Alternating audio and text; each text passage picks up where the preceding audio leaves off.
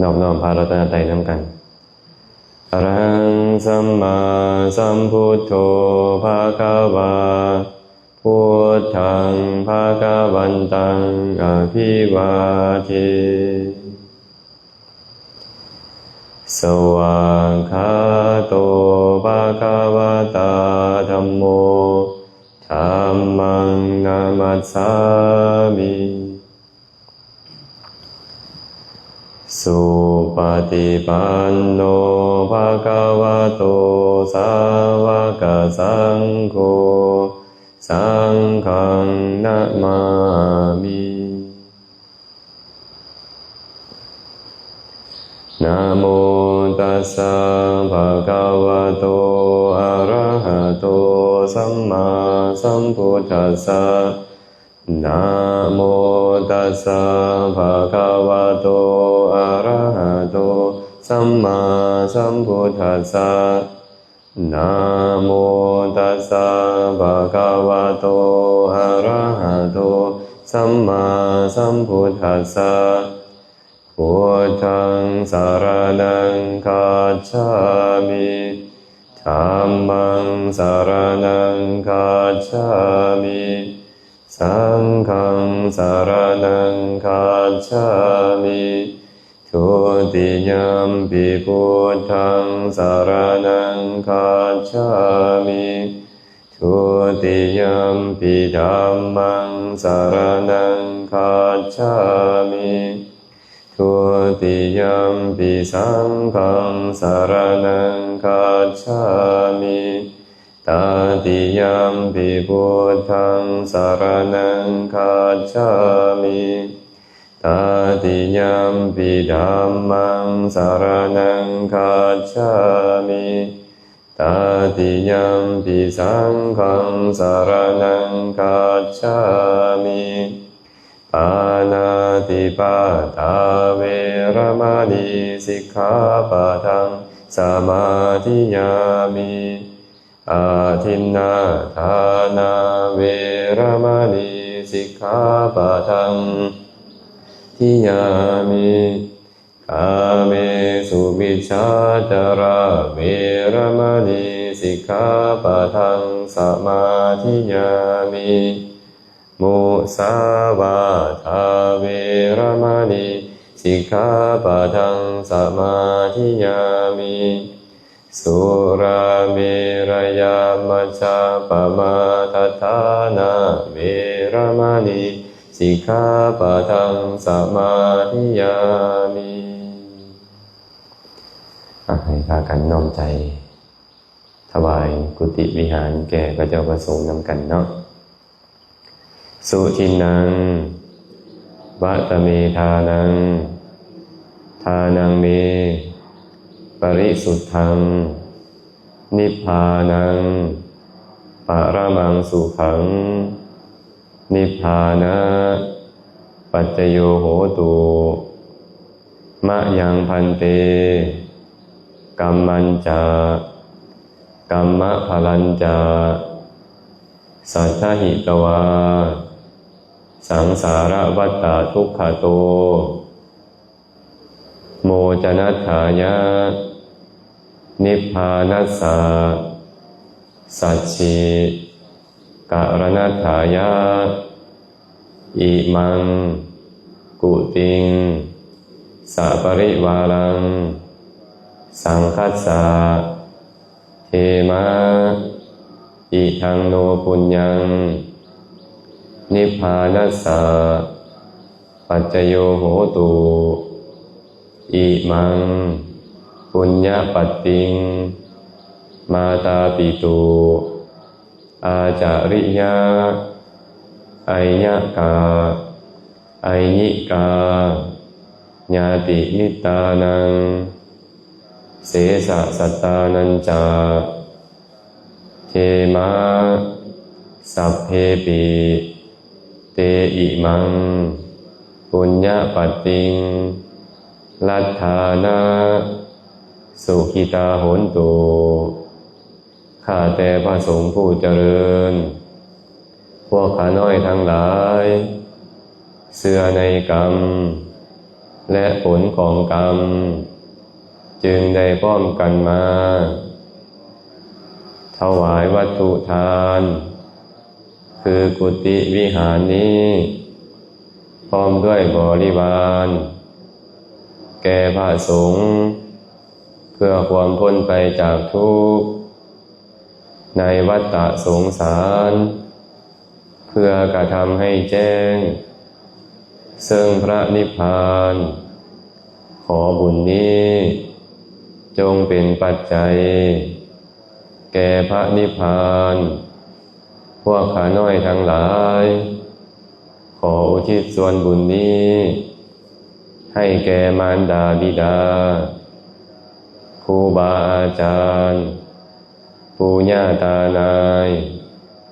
ญาติสนิทมิตรสหายทั้งหลายที่มีชีวิตอยู่ก็ดีที่ล่วงลับไปแล้วก็ดีพร้อมทั้งสรรพสัตว์ทั้งหลายขอให้ท่านทั้งหลายเหล่านั้นเมื่อได้รับส่วนบุญนี้แล้วจงเป็นผู้มีความสุขโดยทั่วกันเถิดสาธุสาธุสาธุอนุโมทามิ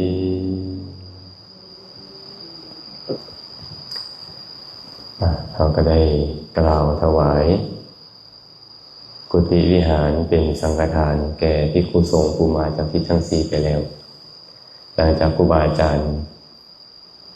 ได้ฉันภัตตาหารแล้วพวกเขาจะค่อยไปบนกุฏิเลยเนาะแล้วก็ได้จับถวายด้วยมือก็จะเป็นเหตุให้จิตใจของพวกเขาเต็มเปี่ยมไปด้วยความปิติปราโมทย์อันเป็นกุศลตื่นลำดับต่อไปยังเหลือเวลาเล็กน้อยอาตมาก็จะนำธรรมะสัมโมทนิยคถากล่าวให้ญาติโยมได้ฟังจากเล็กน้อยนามัตถุรัตนตยัสสะขอความนอบน้อมของข้าพเจ้าจงมีแด่พระรัตนตรัยอาภิวันทนาน้อมพระจอมไตรอันล้ำค่าพระพุทธาผู้โลกตั้งเป็นองค์แก้วหน่วยปฐม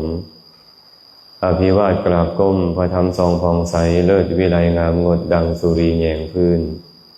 ผู้เป็นพื้นหน้าบุญล้นพระสังฆองค์เอกวันธนานกไปขมาก้มกราบการขอถวายความเคารพครูบาอาจารย์พระสงฆ์สามเณรทุกผู้ทุกองค์ขอความสุขความเจริญจงบังเกิดมีแก่ญาติธรรมทุกคนทุกท่านที่ได้สละเวลามาร่วมกันบำเพ็ญกุศลในช่วงภาคเสาร์ของมื้อนี้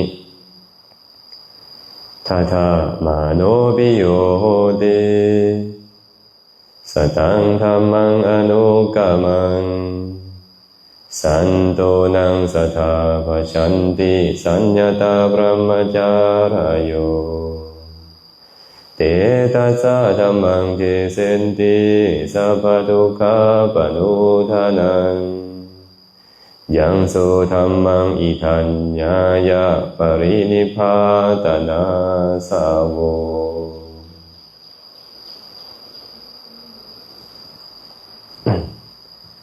คาถานี้พระสัมมาสัมพุทธเจ้าได้ตรัสไว้ในคัมภีร์อังคุตตรนิกายปัญจกนิบาตในพระสุตตันตปิฎกแต่ก่อนอื่นมื้อนี้ก็ขออนุโมทนาบุญนำญาติธรรมหนองบกเมื่อสุผู้สุคนโดยเฉพาะแล้วก็ครอบครัวของพ่อวังแม่คอนเนาะที่ได้เข้าเป็นประธานในการอยากสร้างกุฏิวิหารเจาะจงถวายแก่พระเจ้าพระสงฆ์ผู้มาจากทิศทั้งสี่ก็เลยได้สักส่วนอวนต้านลูก9 ล้านเลนเพื่อนมิตรสหายเพื่อนกัลยาณมิตรทั้งหลายมาร่วมกันน้อมถวายนำกันซึ่งเพื่อนก็ได้ตั้งใจไปโดนแหละเนาะตั้งแต่ตอนที่อาจารย์ไปเดินจาริกธุดงค์พุ่นแหละก็มีความปรารถนาอยากจะเฮ็ดวิหารเฮ็ดกุฏิถวายเจาะจงพระเจ้าพระสงฆ์ผู้มาจากทิศทั้งสี่ให้ได้ใส่สอยให้เกิดประโยชน์อันนี้ส่งที่เกิดขึ้นก็บ่ต้องเว้าถึงแล้วเนาะพระสัมมาสัมพุทธเจ้าเคยตรัสไว้แบบนี้เด้บุคคลแม้ว่าจะนิมนต์พระพุทธเจ้าพร้อมด้วยพระอรหันต์ทั้งหลาย เป็นหลายพันองค์ให้มาบริโภคให้มาฉันภัตตาหารเป็นต้นยังบ่มีอานิสงส์เท่ากับการสร้างเสนาสนะมอบถวายแก่สงฆ์ผู้มาจากทิศทั้งสี่ขนาดว่าเรามีพระพุทธเจ้าอยู่ต่อหน้านี่แหละได้ถวายทานให้เพิ่นอิ่มหนำสำราญพระอรหันต์ทั้งหลายเป็นร้อยเป็นพันมานำเพิ่นนั่นแหละมาบริโภคทานของเราแต่ยังมีผลน้อยกว่าการถวายเสนาสนะถวายที่อยู่ถวายที่อาศัยแก่สงฆ์ผู้มาจากทิศทั้งสี่ที่มาแล้วและยังบ่มาครูบาอาจารย์ที่อยู่วัดป่านาคามนี่เอิ้นว่าสงฆ์ผู้มาแล้วและครูบาอาจารย์องค์อื่นๆที่ยังมาบ่ฮอดวัดป่านาคามนี่เอิ้นว่าผู้ยังบ่มาชื่อว่าทุกคนทุกฐานได้ถวายเจาะจงพระสงฆ์ทั่วโลกนี้ต่างกันแต่ว่าเพิ่นมาฮอดตอนใดเพิ่นจังค่อยมีโอกาสได้ใช้สอยของเฮาแต่ของเฮาได้ชื่อว่าถวายเจาะจงสงฆ์ผู้มาจากที่ทั้งสี่แล้วแบบนี้ฉะนั้นมื้อนี้พวกเราเลยชื่อว่าได้ให้ทานอันเป็นยอดของทานก็คือการ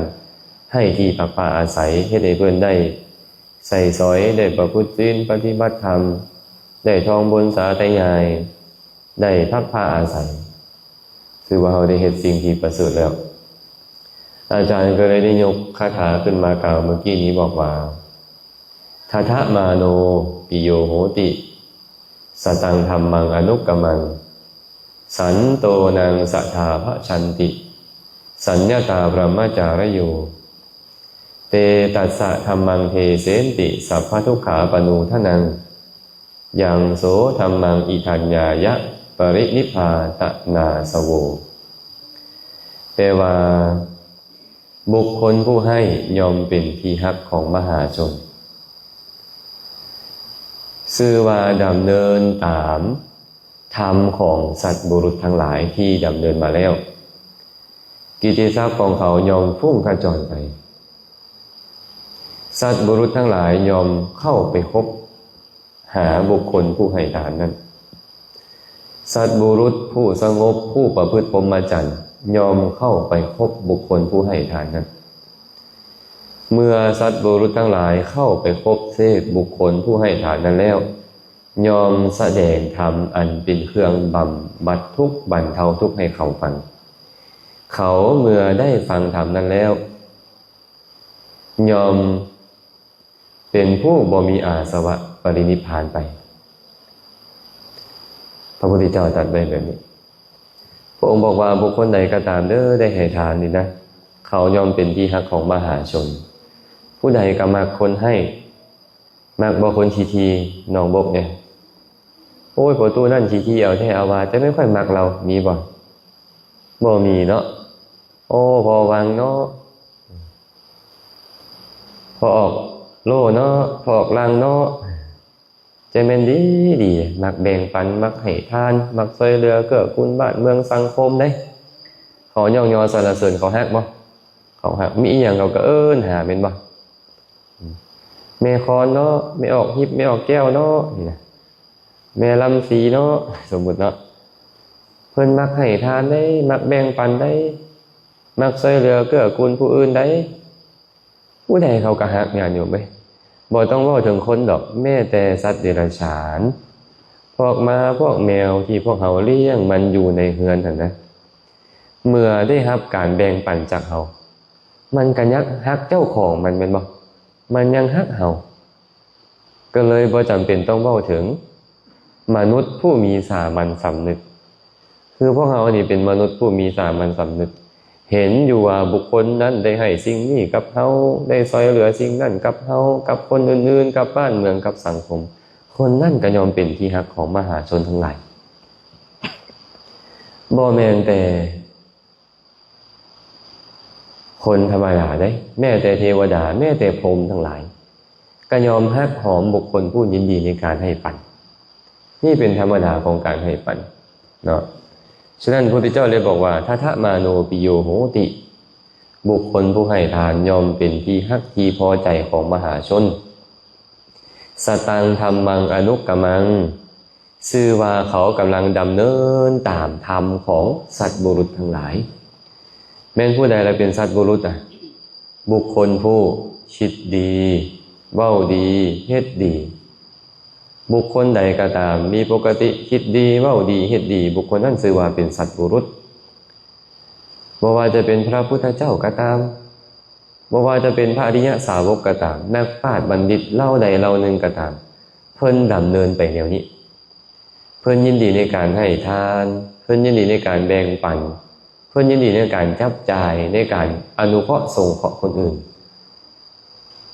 ผู้ใดก็ตามกำลังแบ่งปันให้ทานอนุเคราะห์สงเคราะห์คนอื่นผู้นั้นก็ชื่อว่าได้ดำเนินตามสัตว์บุรุษมีพระพุทธเจ้าเป็นต้นแสดงว่าการกระทำของเฮาเนี่ยเหมือนกับการกระทำของพระพุทธเจ้าของพระโพธิสัตว์ทั้งหลายก่อนจะมาบรรลุเป็นพระพุทธเจ้าพระโพธิสัตว์ทั้งหลายได้ดำเนินทานบารมีมาแบบใดเฮาก็ชื่อว่ากำลัง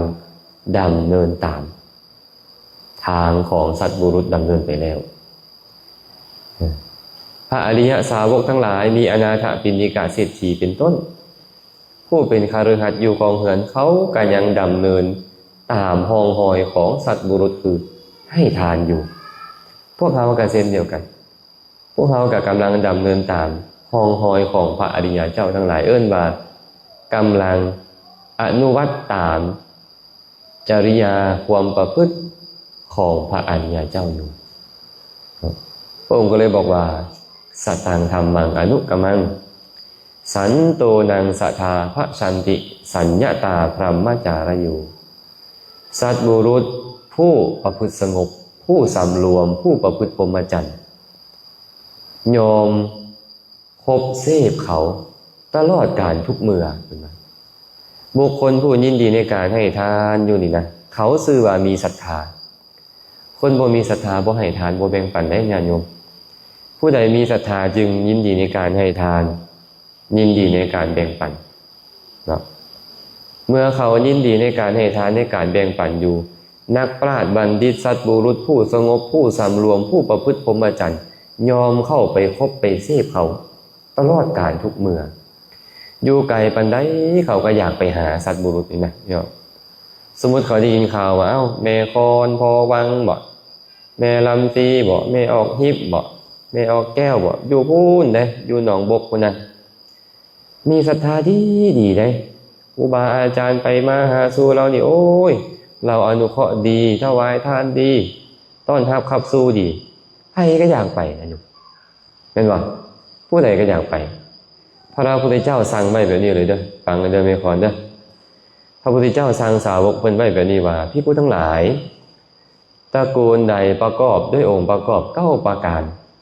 คันพวกเจ้ายังบ่เข้าไปพวกเจ้ากับบ่ต้องเข้าไปเด้อเมื่อเคยเข้าไปแล้วกับบ่ต้องเข้าไปนั่งใกล้บ่ต้องไปสนิทสนมคุ้นเคยเขา9ประการมีอย่างใด1บ่ลุกขึ้นไปต้อนรับด้วยความเต็มใจไปต้อนรับก็จำเป็นซื่อๆบ่ได้เฮ็ดด้วยความเต็มใจอีหยังเลย2บ่กราบไหว้ด้วยความเต็มใจด้วยความพอใจ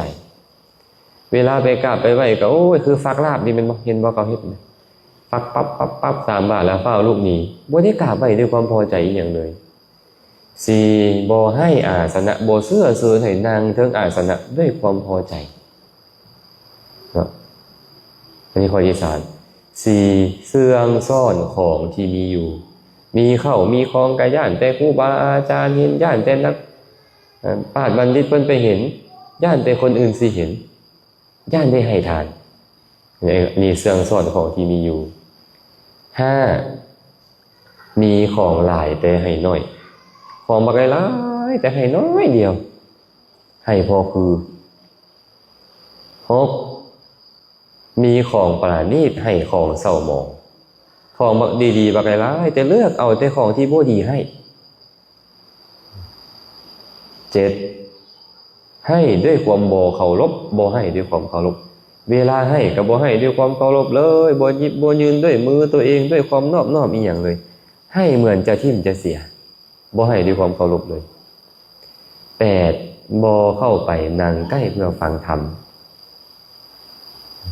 บ่คิดเลยว่าค่อยจะไปฟังธรรมก่อนนะบ่คิดบ่เข้าไปนั่งใกล้เพื่อฟังธรรมเลยเก้าเมื่อมีผู้กล่าวธรรมอยู่บ่เงียงหูลงฟังด้วยความเคารพครูบาอาจารย์เทศนี่โอ้ยจักเสียงโทรศัพท์จักไปล้มผู้นี่งวกไปหาผู้นั่นจักวุ่นแต่เรื่องอื่นอยู่บ่เงียงหูลงฟังด้วยความเคารพเลยพี่คุณทั้งหลายตระกูลใดประกอบด้วยองค์ประกอบ9ประการนี้หากพวกเจ้าทั้งหลายยังบ่เข้าไปก็บ่ต้องเข้าไปเพราะเขาบ่มีศรัทธา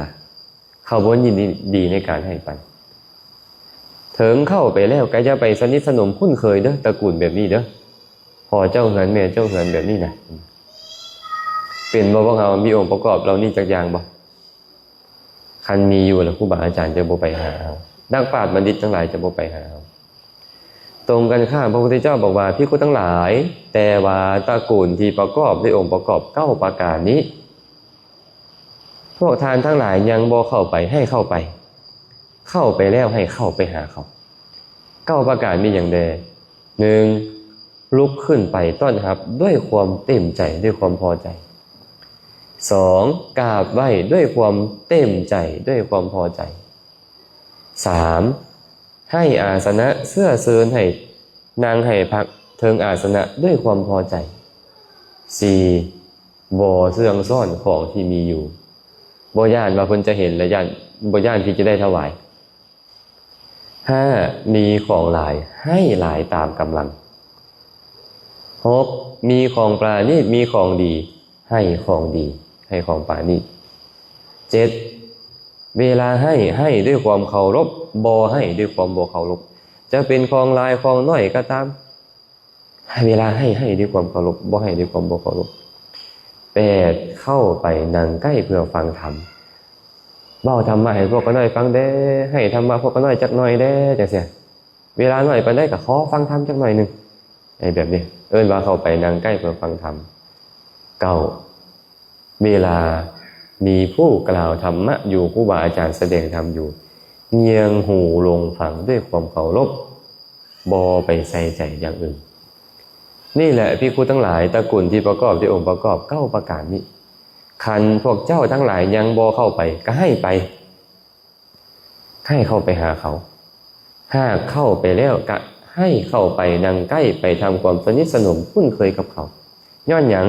ย้อนเขามีศรัทธาเมื่อเขามีศรัทธาแล้วประโยชน์ก็เกิดขึ้นแก่เขาเองเกิดขึ้นแก่พวกเจ้าเองพวกเจ้าก็ได้ครับทานของเขาได้ครับการกราบไหว้สักการะได้แสดงธรรมได้กล่าวธรรมแก่เขาเขาก็ได้กราบไหว้ได้ให้อาสนะได้ต้อนรับขับสู่ได้แบ่งปันให้ทานได้ฟังธรรมประโยชน์เกิดขึ้นแก่เขานำนี่แหละจึงควรเข้าไปเห็นบ่หากมีศรัทธายินดีในการให้ปันอยู่ก็มีแต่สัตว์บุรุษเข้าไปหาพระพุทธเจ้าถึงกับกำชับว่าให้เข้าไปเด้ออยู่ไกลบันไดก็ให้ไปหาเขาคนแบบนี้นี่นะสมัยก่อนมีอุบาสกคนหนึ่งมีชื่อเสียงหลายยินดีในการให้ทานยินดีในการแบ่งปันดีอุบาสกคนเนี่ยอยู่ห่างไกลจากภาษาลีบุตรพระโมคคัลลานะเป็นหลายโยชน์หลายร้อยโยชน์แต่ว่าภาษาลีบุตรพระโมคคัลลานะนี่ย่างไปไม่ออกมีฤทธิ์แต่บ่ใส่ฤทธิ์ย่างไปย่างไปเป็นเดือนเป็นหลายเดือนจังฮอดที่อยู่ของอุบาสกคนนั้นแต่ก็ไปเพราะชื่อเสียงเขาพุ่งขจรไปว่าเขาเป็นผู้มีศรัทธาเป็นผู้มีกัลยาณธรรมเป็นผู้ยินดีในการให้ทานแบ่งปันเพิ่งดูนี่พระอรหันตสาวกอย่างพระสารีบุตรพระโมคคัลลานะพร้อมด้วยบริวาร500เดินทางไปหาเขาดีบ่แบบเนี้ยดีแม่นบ่พระองค์ก็เลยบอกว่าสันโตนังสัทธาพระชันติสัญญาตาพรหมจารโยสัตบุรุษผู้สงบผู้ประพฤติพรหมจรรย์ผู้สำรวมยอมเสพคบเขาตลอดกาลทุกเมื่อคันเพิ่นเข้าไปหาอะไรได้ประโยชน์อย่างไรบ่เนี่ยเตตัสสะธัมมังเทเสนติสัพพทุกขาปนูทนังสัตบุรุษทั้งหลายเหล่านั้นผู้สงบผู้สำรวมผู้ประพฤติพรหมจรรย์นั้นยอมแสดงธรรมอันเป็นเครื่องบำบัดทุกข์แก่เขาแสดงธรรมบรรเทาทุกข์ให้เขาได้ฟัง ยังโสธรรมังอิทัญญายะปรินิพพาตนาสโวเมื่อเขาได้ฟังธรรมนั่นแล้วเขายอมเป็นผู้หมดอาสวะปรินิพพานไปผู้ใดมีอุปนิสัยผู้ใดเคยสร้างสมบุญบารมีมาแค่ได้ฟังธรรมที่สัตว์บุรุษทั้งหลายเหล่านั้นแสดงให้ฟังก็สามารถกำจัดอาสวะกิเลสหมดอาสวะกิเลสบรรลุมรรคผลนิพพานเป็นพระอรหันต์ไปได้บางคนบ่มีโอกาสได้บรรลุถึงอรหันต์ก็อาจจะบรรลุอนาคามีสกทาคามีหรือโสดาบันตามลำดับบางคนมีวาสนาน้อยสร้างสมบารมีมาน้อยได้ยินได้ฟังธรรมนั่นอยู่โอกาสในการบรรลุธรรมบ่มีแต่จะเป็นปัจจัยให้เขาเข้าถึงสุคติโลกสวรรค์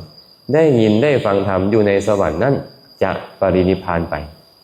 เหมือนกับพระองค์ตรัสไว้ในโสตานุคตสูตรบุคคลบางคนในโลกนี้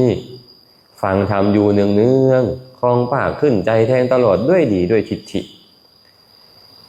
เขาเมื่อบ่อาจจะบรรลุธรรมได้ตายแบบหลงสติหมายถึงตายแบบยังเป็นปุถุชนบ่แม่นเลยตายเด้ตายไปหลงสติตัวนี้ตายแบบเป็นปุถุชนยังบ่มีการบรรลุธรรมเลยหลังจากแตกกายทำลายแล้วยอมเข้าถึงสุคติโลกสวรรค์ไปเกิดในเทพนิกายใดนิกายหนึ่งมีภิกขุผู้ชำนาญทางจิตเป็นผู้มีฤทธิ์ไปแสดงธรรมตรงต่อใจของเขาเขาได้ฟังธรรมนั้นแล้วถึงสติระลึกได้ซ่าแต่ยอมตัดสะหู้ไวนี่แหละเป็นอานิสงส์ของการฟังธรรมอยู่เนืองๆนั้นเมื่อเขาได้ฟังธรรมถึงจะบรรลุธรรมในชาติปัจจุบันแต่ไปเกิดในสวรรค์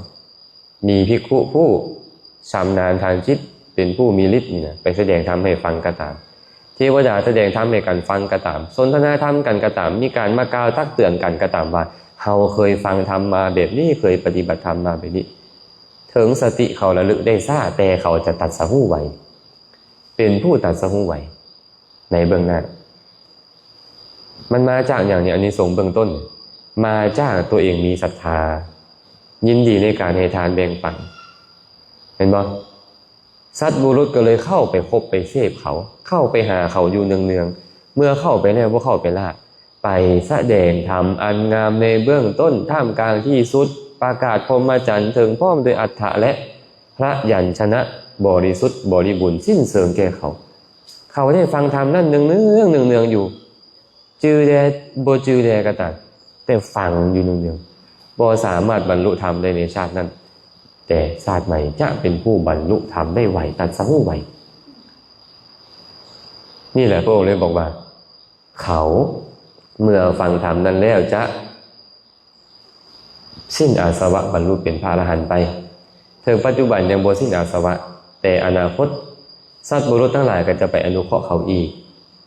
ไปแสดงธรรมให้เขาฟังอีกเขาจะบรรลุเป็นพระอริยเจ้าได้ในอนาคตนั้นฉะนั้นนี่จึงเป็นอานิสงส์ของการให้ทานเนาะบางคนนี่นะบ่มักนะแบบเนี้ยอานิสงส์ของการให้ทานปัจจุบันให้ทานแล้วรวยเลยบ่มีบ่เพราะว่าไปบางบ่อนนี่เพิ่นบอกว่ามานี่แล้วรวยไปกราบครูบาอาจารย์องค์นั้นแล้วรวยไปให้ทานอยู่หั่นแล้วรวยบางคนก็มักแบบนั้นแม่นบ่ขอให้เข้าใจแบบนี้แล้วว่า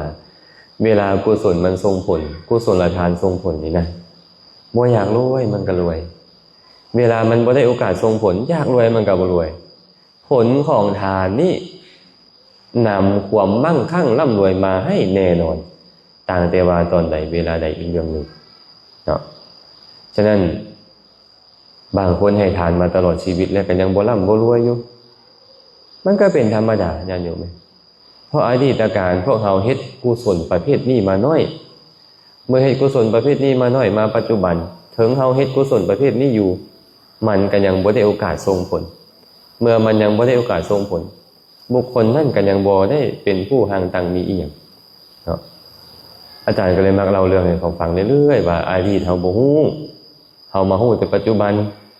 อดีตเฮาเฮ็ดความชั่วมาหลายขี้เที่ยวแท้ว่ามาปัจจุบันเฮาเฮ็ดกุศลและเฮาอยากร่ำรวยเลยนี่มันเป็นเรื่องที่ยังบ่ตรงต่อเหตุมันเถอะแต่เมื่อใดทานที่เฮาเฮ็ดมันส่งผลมันก็จะเป็นปัจจัยให้บรรลุถึงมรรคผลนิพพานแต่ที่เฮาได้แน่ๆเลยในปัจจุบันนี้นะเฮาได้ความสุขใจ สุขใจพอเวลาได้ให้ทานได้แบ่งปัน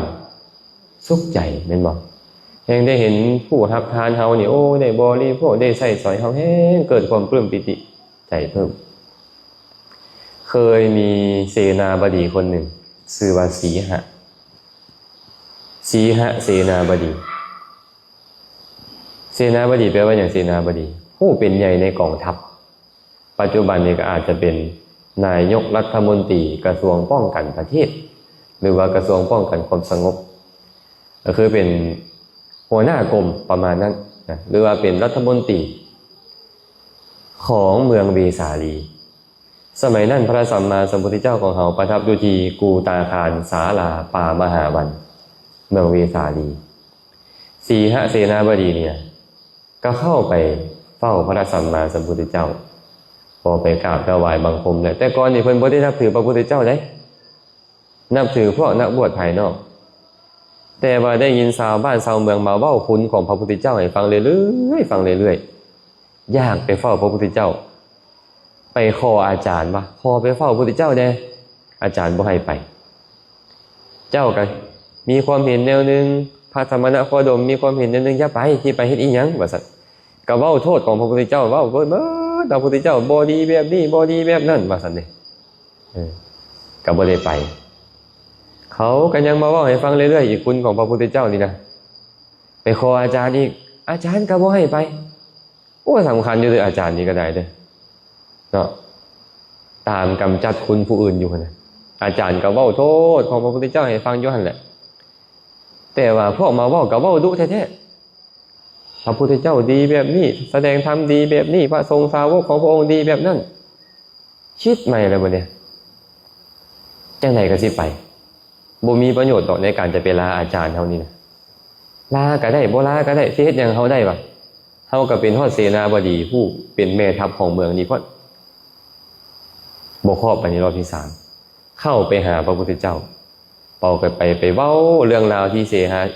เสนาบดีนี่เนี่ยเราไปเว้าเรื่องราวที่อาจารย์ของเราพวกนักบวชนอกศาสนากล่าวทูพระพุทธเจ้าให้พระพุทธเจ้าฟังพระพุทธเจ้าก็กล่าวแก้หมดพอกล่าวแก้ปุ๊บแม่มีศรัทธาเลยพอมีศรัทธาแล้วนิมนต์พระพุทธเจ้าเข้าไปเฮือนไปแสดงธรรมให้ฟังบรรลุเป็นพระโสดาบันดูไหมเป็นแบบนี้ก็มีคนมีอุปนิสัยในการบรรลุธรรมแต่ไปคบคนบ่ดีเป็นมิตรเขาก็ซักซ้อนเฮ็ดในแนวที่บ่ถูกบ่ต้องนั้นไปกำจัดคุณคนที่มีคุณอีกระวังคือกันเด้เนาะให้พวกเขาคบผู้ใดเขาก็ต้องระวังเด้ต้องระวังพอสมควรโดยเฉพาะอาจารย์นี่นะผู้ที่เขาเคารพนับถือนี่นะมักแท้ๆได้อัญญาณเสียลูกศิษย์บ่อยากให้ลูกศิษย์ไปหาผู้อื่นนี่นะเอิ้นว่าขี้ตระกูลความขี้มีอยู่5เด้อบอกโลเด้อ1ขี้อาวาสที่อยู่อาศัยบ่อยากให้ไผมาอยู่มาใช้มาสอยที่อยู่ของตัวเอง2ขี้ตระกูลย่านพี่น้องของตัวเองย่านบริวารของตัวเองนี่ไปเริ่มใส่ศรัทธาผู้อื่นไปหาผู้อื่นไปอุปถัมภ์ดูแลผู้อื่นอันนี้ก็หลายกันเด้นี่เนาะ3ขี้ลาภบ่อยากแบ่งปันสิ่งของของตัวเองให้กับคนอื่น4ขี้คำสรรเสริญเวลาเขาย่องยอสรรเสริญว่าคนนี้ดีแบบนี้คนนี้ดีแบบนั้น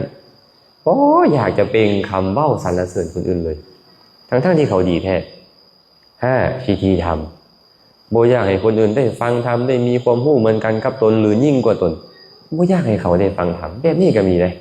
ไอ้ความขี้นี่มีหลายเนาะแต่ว่าอาจารย์ของสีหเสนาบดีนี่ขี้คำสรรเสริญขี้ตระกูลบ่อยากให้ลูกศิษย์ของตัวเองนี่ไปหาคนอื่นบ่อยากให้ลูกศิษย์ตัวเองได้ฟังธรรมบ่อยากสรรเสริญแม้กระทั่งคนที่มีคุณขี้3อย่างเนาะขี้ตระกูลขี้คำสรรเสริญขี้ธรรมพร้อมแต่สีหเสนาบดีรักไปเองนิมนต์พระพุทธเจ้าเข้ามาเฮือนฟังธรรมบรรลุธรรมไปนี่ได้ประโยชน์เนาะได้ประโยชน์หลังจากที่เรามีความเลื่อมใสในศาสนาแล้วมื้อนั้นเราก็เข้าไปเฝ้าพระพุทธเจ้าไปขอฟังธรรมก็เลยไปถามพระพุทธเจ้าว่าข้าแต่พระองค์ผู้เจริญพระองค์ยอมบัญญัติยอมแสดงผลของทานในปัจจุบันให้ข้าน้อยฟังได้บ่พ ระองค์แสดงให้เขาได้ฟังได้บอกว่าให้ทานแล้วปัจจุบันนี้ได้อย่างไม่คนให้ทานปุ๊บรวยเลยก่อนเลยจังได พระองค์แสดงได้บอกว่าพระสัมมาสัมพุทธเจ้าก็เลยตรัสว่าสีหะเอ้ยได้สีแสดงให้ฟังเด้อเอาค่อยขอถามเจ้าเด้อเจ้าเข้าใจแบบใดให้ตอบแบบนั้นมีบุคคล2 คนในโลกนี้คนหนึ่งเป็นคนขี้ที่มักตำหนิติเตียนคนอื่นบ่มีศรัทธาเลยอีกคนหนึ่งเป็นคนผู้มีศรัทธายินดีในการให้ทานในการแบ่งปันยินดีในการสละเข้าของแก่คนอื่นเจ้าคิดว่าพระอรหันต์ทั้งหลายนี่นะเวลาจะอนุเคราะห์ไผก่อนระหว่าง2 คนนี้คันเวลาพระอรหันต์จะไปอนุเคราะห์เขานี่นะพระอรหันต์จะไปอนุเคราะห์ผู้ใดก่อนสีหเสนาบดีก็ตอบตามตรงเลยข้าแต่พระองค์ผู้เจริญพระอรหันต์ทั้งหลายเวลาจะอนุเคราะห์ยอมอนุเคราะห์คนที่มีศรัทธายินดีในการให้ทานแบ่งปันบ่ตำหนิติเตียนคนอื่นยินดีในการจำแนกแจกแจงทานก้อนเขาหน่อยจะไปอนุเคราะห์คนขี้ชีคนบ่มีศรัทธามักตำหนิติเตียนคนอื่นก่อนได้จังใดบ่มีทางเวลาพระอรหันต์จะอนุเคราะห์ก็ต้องอนุเคราะห์คนมีศรัทธายินดีในการให้ทานบ่ตำหนิติเตียนคนอื่นเป็นผู้ที่มีปกติจำแนกแจกแจงทานอยู่แล้วก็ตอบตามความเป็นจริงแบบนี้พระพุทธเจ้าก็ถามไม่ว่าคน2 คนนี่แหละผู้หนึ่งเป็นคนบ่มีศรัทธามักตำหนิติเตียนคนอื่นเป็นคนชีและอีกคนหนึ่งมีศรัทธายินดีในการให้ทานในการแบ่งปันบ่ตำหนิติเตียนคนอื่นยินดีในการจำแนกแจกแจงทานเวลาพระอรหันต์ทั้งหลายจะเข้าไปหาเนี่ยจะเข้าไปหาใครก่อนเราก็ตอบตามความเป็นจริงว่าพระอรหันต์เวลาจะเข้าไปหาก็ต้องเข้าไปหาผู้มีศรัทธาก่อนบ่เข้าไปหาคนบ่มีศรัทธาก่อนดอกต้องเข้าไปหาคนมีศรัทธายินดีในการให้ทานในการแบ่งปันก่อนเขาหน่อยพระพุทธเจ้าก็ถามต่อและเวลาพระอรหันต์ทั้งหลายจะรับทานของเขาจะต้อนรับเขาเนี่ยจะรับทานของไผจะต้อนรับไผก่อนสีหะกระบอกคือเก่าก็ยอมรับทานยอมต้อนรับคนที่มีศรัทธายินดีในการให้ทานแบ่งปันบ่ตำหนิติเตียนคนอื่นและจำแนกแจกแจงทำแจกแจงทานก่อนเขาหน่อยเวลาพระอรหันต์ทั้งหลายจะต้อนรับก็ต้อนรับคนแบบนี้ก่อนได้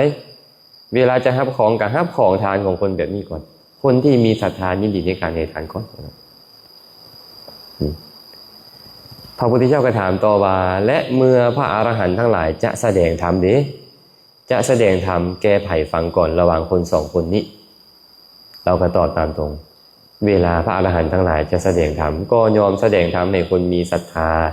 ยินดีในการให้ทานบ่ขี้เหนียวยินดีในการให้ทานบ่ตำหนิติเตียนคนอื่นยินดีในการจำแนกแจกแจงทานก่อนเขาหน่อยบ่แสดงทานบ่แสดงธรรมแก่คนขี้คนบ่มีศรัทธาก่อนจักเทื่อแม่นความจริงบ่พบไม่ออกว่าแม้แต่พระพุทธเจ้านะเวลาจะไปอนุเคราะห์ผู้ใดเบิ่งก่อนเขามีศรัทธาบ่ให้ทานได้บ่จังค่อยไปได้คันบ่มีศรัทธาให้ทานบ่ได้พระองค์บ่คันไปจะเลือกคนที่มีศรัทธาให้ทานก่อนแม้แต่พระอรหันต์ทั้งหลายก็เช่นเดียวกันพระองค์ก็เลยถามต่อไปว่าท่านเศรษฐีระหว่างคน2 คนนี้แม้นกิตติทรัพย์ชื่อเสียงของผู้ใดจะฟุ้งขจรไประหว่างคนบ่มีศรัทธาขี้มักตำหนิติเตียนผู้อื่นกับคนที่มีศรัทธายินดีในการให้ทานแบ่งปันนี้เราก็ตอบตามความเป็นจริงว่ากิตติทรัพย์ชื่อเสียงของบุคคลผู้มีศรัทธาผู้บ่ตนีทีเหนียวยินดีในการให้ทานแบ่งปันบ่ตำหนิติเตียนผู้อื่นเป็นผู้มีปกติจำแนกแจกแจงทานอยู่นี้ยอมฟุ้งขจรไปบ่เป็นฟุ้งขจรไปตั้งแต่มนุษย์โลกได้ฟุ้งขจรไปฮอดเทวโลกฮอดพรหมโลกเทวดาทั้งหลายก็ชื่นชมพรหมทั้งหลายก็สรรเสริญเราก็ตอบพระพุทธเจ้าแบบนี้พระองค์ก็ถามต่อว่าและระหว่าง2 คนนี่นะเวลาเข้าไปสู่ท่ามกลางบริษัทบ่ว่าจะเป็นบริษัทกษัตริย์บริษัทพราหมณ์บริษัทคหบดีบริษัทของสมณะก็ตาม แม่นผู้ใดจะบ่เก้อเขินเข้าไปสู่บริษัทนั้นๆระหว่างสองคนนี้คนที่ทีเวลาไปหาหมู่เป็นจังไดเวลาหมู่จะเว้าเรื่องทานน่ะหัวหดอยู่เป็นบ่คอตกอยู่คนบ่มีศรัทธาเวลาหมู่เว้าเรื่องมีศรัทธาดิหัวหดคอตกเงยหน้าบ่ได้สีหเสนาบดีก็เลยบอกว่าข้าแต่พระองค์ผู้เจริญระหว่างคนสองคนนี่คนผู้มีศรัทธายินดีในการให้ทานบ่ตำหนิติเตียนคนอื่นจำแนกแจกแจงทานอยู่นี้เวลาเข้าไปสู่บริษัทกษัตริย์กตามยอมบ่เก้อเขินเข้าไปสู่บริษัทของพราหมณ์ทั้งหลายยอมเป็นผู้บ่เก้อเขินเข้าไปสู่ตระกูลของพวกเศรษฐีทั้งหลายก็บ่เก้อเขินเข้าไปสู่ท่ามกลางสมณบริษัทก็เป็นผู้องอาจกล้าหาญบ่เก้อเขินเข้าไปก็น้อยแม่นแท้บ่ย่านบ่เวลาเฮาไปหาหมู่เวลาหมู่สิเว้าเรื่องทานค่อยออกนำเด้อหมู่เว้าเรื่องทานมาค่อยเฮ็ดทานอยู่บ่นี่แนวนี้แนวนั้นเก้อเขินบ่เฮาก็เฮ็ดมาหมดแล้วบ่เก้อบ่เขินอีหยังแม่นบ่อาจหาญเวลาล้มหมู่ก็อาจหาญคันคนทีได้ล่ะคอตกเว้าอีหยังนำหมู่ก็บ่ได้เพราะตัวเองทีแม่นบ่มีศรัทธาเนาะ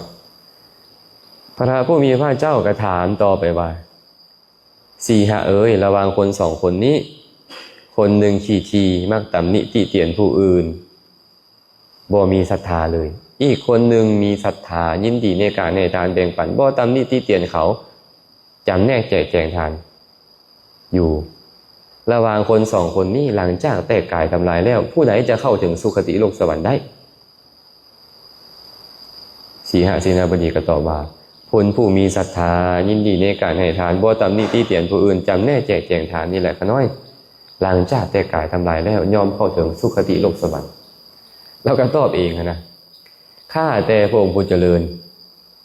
ธรรม6ข้อนี้ที่เห็นในปัจจุบันนี่ข้าน้อยบ่เชื่อพระพุทธเจ้าได้ข้าน้อยบ่ได้เชื่อพระพุทธเจ้าบ่ได้ฟังตามพระพุทธเจ้าแล้วเว้าได้ข้าน้อยแต่ว่าพระอรหันต์ทั้งหลายเวลาจะอนุเคราะห์ยอมมาอนุเคราะห์ข้าน้อยก่อนเพราะข้าน้อยมีศรัทธายินดีในการให้ทานในการแบ่งปันเป็นอุปถากพระเจ้าพระสงฆ์เป็นโยมอุปถากพระสงฆ์พระอรหันต์ทั้งหลายเวลาจะอนุเคราะห์มาอนุเคราะห์ข้าน้อยก่อนเวลาจะเข้ามาหาข้าน้อยก่อนเวลาจะต้อนรับของต้อนรับข้าน้อยรับของข้าน้อยก่อนเวลาจะแสดงธรรมมาแสดงธรรมให้ข้าน้อยฟังก่อนข้าน้อยพระอรหันต์ทั้งหลายนี่นะและอีกอย่างหนึ่งชื่อเสียงกิตติศัพท์ของข้าน้อยยอมฟุ้งขจรไปว่าสีหเสนาบดีนี่นะเราเป็นผู้มีศรัทธายินดีในการให้ทานในการแบ่งปันเป็นโยมอุปถากพระเจ้าพระสงฆ์ได้เป็นผู้กระทำกิจการงานแก่พระสงฆ์ชื่อเสียงของข้าน้อยฟุ้งขจรไปในทุกทิศเลยข้าน้อยอีกอย่างหนึ่งข้าแต่พระองค์ผู้เจริญเวลาข้าน้อยจะเข้าไปสู่สมาคมใดๆก็ตามบ่ว่าจะเป็นสมาคมของกษัตริย์ของพราหมณ์ของข้าหบดีของสมณะก็ตามข้าน้อยเข้าไปด้วยความองอาจกล้าหาญบ่เก้อเขินเข้าไปข้าน้อยบ่เก้อเขินไปสู่สมาคมใดๆข้าน้อยก็บ่เก้อเขินย้อนข้าน้อยมีศรัทธาย้อนข้าน้อยมีการยินดีในการให้ทานในการแบ่งปันเป็นอุปถากพระสงฆ์อยู่แต่ว่าข้อที่บุคคลผู้แตกกายทำลายแล้วผู้มีศรัทธายินดีในการให้ทานแบ่งปันแตกกายทำลายแล้วจะเข้าถึงสุคติโลกสวรรค์นี่ข้าน้อยเชื่อต่อพระพุทธเจ้าเพราะข้าน้อยยังบ่ทันตายข้าน้อยก็เลยบ่ทันได้ไปพ่อในอนาคตแต่6อย่างนี้พระพุทธเจ้าเว้าถูกเบิดข้าน้อยจึงเชื่อต่อพระพุทธเจ้าแน่นอนว่าตายไปแล้วจะเข้าถึงสุคติโลกสวรรค์พระสัมมาสัมพุทธเจ้าก็เลยตรัสว่าถูกแล้วสีหะเอ้ยถูกแล้วบุคคลผู้มีศรัทธายินดีในการให้ทานแบ่งปันบ่ตำหนิติเตียนคนอื่นยินดีในการจำแนกแจกแจงทานหลังจากแตกกายทำแล้วยอมเข้าถึงสุคติโลกสวรรค์พระพุทธเจ้าก็กำชับเข้าไปแบบนี้เพราะฉะนั้นสังเกตได้ว่าพระสูตรนี่นะเวลาพระพุทธเจ้าบอกถึงว่าผู้มีศรัทธายินดีในการให้ทานพระอรหันต์ทั้งหลายสัตว์บุรุษทั้งหลายยอมเข้าไปหาเขาเข้าไปหาแล้วบ่พอย่อมแสดงธรรมอันงามในเบื้องต้นท่ามกลางที่สุดให้เขาฟังสุดท้ายแล้วก็บรรลุมรรคผลนิพพานแม้แต่สีหะเองคือกันสีหะเสนาบดีเนี่ยมีศรัทธานิมนต์พระพุทธเจ้าเข้าไป หับทานของเราพระพุทธเจ้าก็แสดงธรรมให้เราฟังเราได้ฟังธรรมแล้วก็กำจัดอาสวะกิเลสได้ถึงจะบ่คันบรรลุเป็นพระอรหันต์แต่ว่าทิฏฐาชวะความเห็นผิดก็ชื่อกำจัดได้แล้วเนาะเป็นผู้มีความเห็นตรงแล้วแน่นอนฉะนั้นมื้อนี้ครอบครัวของพ่อวังแม่คอนเป็นประมุขเป็นประธานพร้อมด้วยญาติกาวงศามาจากนอมโบท่าแขกญาติธรรมทางเวียงจันทร์ก็ตามได้ชื่อว่าเขากำลังมาบำเพ็ญทานออกมาจากความเป็นผู้มีศรัทธาของเขาเมื่อเขามีศรัทธาอยู่บำเพ็ญทานอยู่แบบนี้สัตว์บุรุษทั้งหลายบ่ละบ่ทิ่มเฮาแน่นอนเกิดมาชาติใดพระพุทธเจ้าบ่ละเฮาแน่นอนอย่างเดียวเลยคอยเฮานี่ผูกใจผูกศรัทธาไว้ในพระพุทธพระธรรมพระสงฆ์และแบ่งปันให้ทานอยู่เนืองๆต้องเฮ็ดเนืองๆนำได้ทานนี่นะคันบ่เฮ็ดเนืองๆนี่หายคือกันได้เพิ่นเลยว่าไว้ในคาถาหนึ่งบอกว่าอะทันตะธรรมนังทานังอะทานังทันตะทูสกังทาเนนะปิยวาเจนะโอนะมันตินะมันติจักการให้ทานเป็นการฝึกจิตที่ยังบ่ถึกฝึกเพิ่นแต่การบ่ให้ทานเป็นการประทุษร้ายจิตที่ฝึกดีแล้วการบ่ให้นี่นะมันประทุษร้ายจิตของเขาจิตเราจะหยาบขึ้นหยาบขึ้นหยาบขึ้นได้ถ้าหากเราบ่ให้เมื่อก่อนอาจจะเคยให้ดีเคยแบ่งปันดีมาภายหลังลดละเลิกมันเริ่มห่างทานออกเริ่มลดทานลงใจของเรานี่นะมันจะชื่อกำจัดเพราะการบ่ให้นั่นเพื่อนเลยบอกว่าอะทานังทันตะทูสกังการบ่ให้ดีเด้อมันกำจัดมันประทุษร้ายจิตใจที่ถูกฝึกมาดีแล้วได้ทาเนนะปิยวาเจนะโอนะมันตินะมันติจักฉะนั้นใจของบุคคลยอมโอนอ้อนยอมน้อมลงเพราะการให้ทานเพราะการ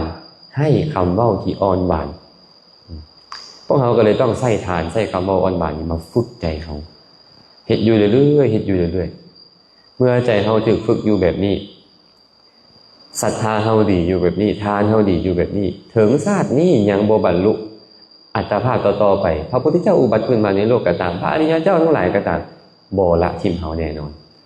เนาะอาจารย์มณีก็ขออนุโมทนานำทางคณะเจ้าภาพจะศรัทธาครอบครัวพอวังเมฆอนก็ตามญาติธรรมนองบกนาคำตาแขกและญาติธรรมที่มาจากเวียงจันทร์ทุกคนทุกทานก็ตามก็ขอให้กุศลทั้งหมดนี้จงเป็นปัจจัยอำนวยอวยใจให้ทุกคนทุกทานจงได้ประสบพบเจอแต่ความสุขปราศจากทุกข์ทั้งปวงท้ายที่สุดแล้วขอให้ได้ยินได้ฟังธรรมพิจารณาธรรมและบรรลุถึงมรรคผลนิพพานในอนาคตการอันไกลนี้โดยตัวกันทุกทานทุกคนเทอญ